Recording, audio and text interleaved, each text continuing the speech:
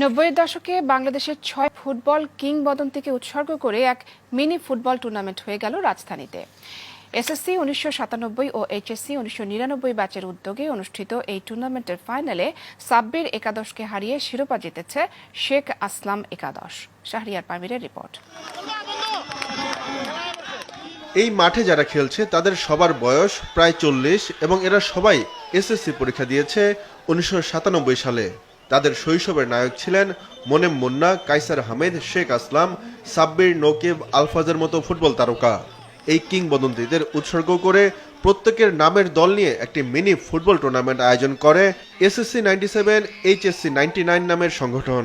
ফুটবলের এই দশার মধ্যে এই যে ৮০ এবং ৯০ দশকের যে তারকা ফুটবলারদের যে মানুষ এখনো মনে রেখেছে বা স্মরণ করে, এটি আমার খুবই ভালো লেগেছে। আমরা যে ওই একটা কিছু করেছি ফুটবলের জন্য, এটাই প্রমাণ করে যে এখনো তারা আমাদেরকে মনে রেখেছে। আমার ছেলেও বুঝতেছে আসলে, মানে ওরা তো আসলে ভুলেই গেছিল একরকম, যেহেতু অনেক ছোট থাকতো, ওর বাবা মারা গিয়েছেন।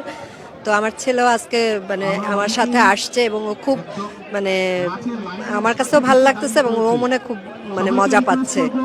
বর্তমানে দেশীয় ফুটবলে মহাতারকা না থাকায় বিদেশি ফুটবলারদের নিয়ে কথা হয় সব জায়গায়, অথচ ২৫ বছর আগেও এদেশের ফুটবলারদের নিয়ে চলতো মাতামাতি। ফুটবলকে প্রমোট করাটা আমাদের সবারই প্রয়োজন, শুধু ফুটবল ফেডারেশন না, সবাইকে এগিয়ে আসতে হবে ফুটবলের পিছনে। ফুটবল যেরকম পিছিয়ে গেছে, ফুটবলকে এগিয়ে নিয়ে যাওয়ার জন্য এটা আসলেও যে টুর্নামেন্টটা হচ্ছে আজকে 97 এর 99-এর যে ব্যাচ যারা করেছে এই টুর্নামেন্টটা, আমি তাদেরকে ধন্যবাদ জানাই এবং আমি চাই এই খেলাটা জানি প্রতি বছরই হয়।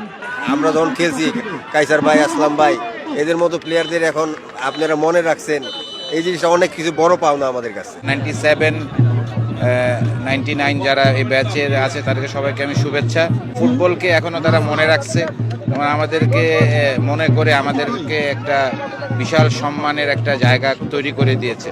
আসলে এটা ভাষা প্রকাশ করার মতো না। জয় পরাজয় ছাপিয়ে আনন্দমেলায় পরিণত হয় এই আসর।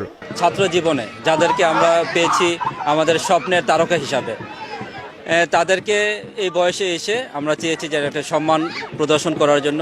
আমাদের প্রধান অ্যাচিভমেন্ট হচ্ছে আমাদের বন্ধুদের মধ্যে যে সম্প্রীতি, এই যে আমাদের ক্রিয়া এবং আমাদের সংস্কৃতির যে আমাদের প্র্যাকটিস এই গ্রুপের মধ্যে এবং নানাবিধ যে গঠনমূলক কার্যক্রম, এতে আমাদের বন্ধুত্বের সম্পর্ক আরও শানিত হচ্ছে। বেসিক্যালি আমাদের সময় যদি 97-এর কথা আমরা চিন্তা করি, তাহলে তো আসলে মনে হয় যে ওই সময় ফুটবলটা বেশি জনপ্রিয় ছিল। ফুটবল আসলে ফার্স্ট লাভ বলা যায়। আসলে আমাদের সময়ে যারা বেসিক্যালি ভালো ফুটবলার ছিল, যারা লিজেন্ড ছিল, তাদেরকে কেমনে করে আসলে ট্রিবিউট করা যায়, সেই জায়গা থেকে আসলে আমাদের এই টুর্নামেন্টের প্ল্যানটা। আসলে আমাদের গ্রুপের পরিচিতি হচ্ছে এসএসসি 97, এইচএসসি 99। সো আমরা হচ্ছে একদম সেই পিক টাইমটা, মহাবারানা মানে যে জোয়ার, আমাদের সেই পুরনো স্মৃতিতে স্কুল লাইফে আবার ফেরত যাওয়া। একটা আইডিয়া ছিল যে বিভিন্ন ইউরোপিয়ান ফুটবলারদের নামে করি, কিন্তু পরে আইডিয়া আসলো যে না, আসলে আমাদের এই যে মহাতারকা যারা ছিল ফুটবলের, তাদেরকে দিলে উন্মাদনটা অন্যরকম হবে। অনেক বাচ্চারা এসেছে, আমাদের বাচ্চারা এখন বড় হচ্ছে, তারা যদি এই ফুটবলের লিজেন্ডদেরকে দেখে কিছুটা অনুপ্রাণিত হয়, এই যে বিশাল আয়োজন, সেখান থেকে যদি দুজনও ফুটবলকে সিরিয়াসলি নেয়, যদি দুটো ভালো প্লেয়ার আসলাম ভাই, কায়সার ভাই থেকে দেখে অনুপ্রাণিত হয়, সাব্বির ভাইকে দেখে অনুপ্রাণিত হয়, সেটাই আমাদের সবচেয়ে বড় চাওয়া। কয়েক হাজার দর্শকের উপস্থিতিতে শুক্রবার বিকেল 5:30টায় শুরু হয়ে রাত 11:30টায় শেষ হয় একদিনের এই মিনি ফুটবল টুর্নামেন্ট। সব বন্ধুরা এক জায়গায় হয়েছি, এটা নিয়েই আমরা অনেক এক্সাইটেড। কে জিতলো কে হারলো এটা কোনো মেইন ব্যাপার না। প্রায় 15 বছর পরে আমি প্রায় অলমোস্ট 15টা বন্ধুকে পেয়ে গেছি এখানে। So this is the event that unite 97, 99। অনেক অনেক শুভেচ্ছা, সব বন্ধুরা খেলছে, সব বন্ধুদের জন্য শুভেচ্ছা এবং আমি খুব এক্সাইটেড এই অনুষ্ঠানে আসতে পেরে। আমি কায়সার আহমেদের সর্বোচ্চ বিডে নিয়েছি। কায়সার আহমেদের ফেভারিট প্লেয়ার। আর অ্যাকচুয়ালি আমরা ওন করতেছি পুরো টুর্নামেন্টকেই, সব 96 সব বন্ধুদের টিম। আমরা সবাই এখানে বন্ধু, এখানে কোনো বাইরের টিম নাই। আমরা অলমোস্ট সবাই 40, তো এখনো যে বাচ্চা ওই অনুভূতি সবার মধ্যে দেখছি, খেলাধুলা নিয়ে যে পুরো মানে স্পিড আছে ওদের, এটা সত্যি আশ্চর্যজনক।